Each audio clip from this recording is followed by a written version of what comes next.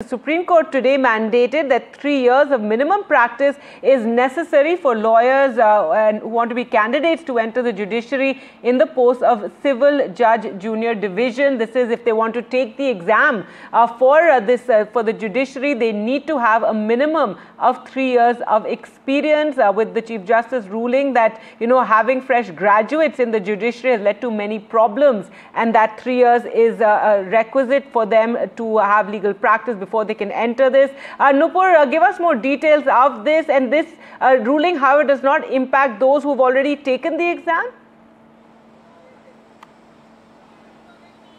Yes, of course, the Supreme Court has today passed a detailed judgment on how the process of recruitment should be initiated, and while making the 3 years practice mandatory, reinstating the 3-year practice mandatory for recruitment to the Junior Division of Civil Judge, the Supreme Court has in fact said has observed that this requirement, which was removed earlier in 2002, has in fact had an adverse impact in the nature of judiciary. The top court was of the opinion that to enter into the judicial services as a junior civil judge, or to even get further promotion into higher judiciary, a prior experience is must. So keeping that in mind, the Supreme Court has issued a slew of directions to the high courts across the country and the state governments to change the current rules to make sure that at least 3 years of practice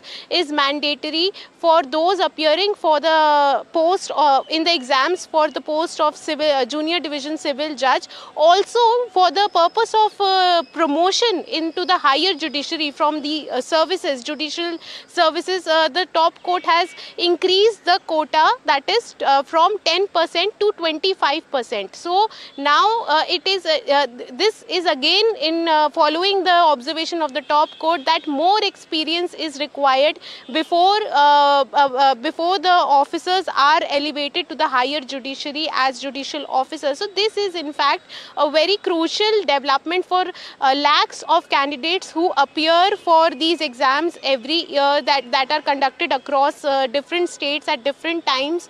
So, and it will impact huge number of candidates. Now, the main message from the top court is that without experience, you cannot enter into civil judge category, and there is the experience will also have to be testified by a lawyer who might have been practicing for more than 10 years at the level of a high court or the Supreme Court. So top court has in fact laid down several provision which can be seen to be said a measure towards quality control. This judgment can be seen as a measure towards quality control of the judges across the country.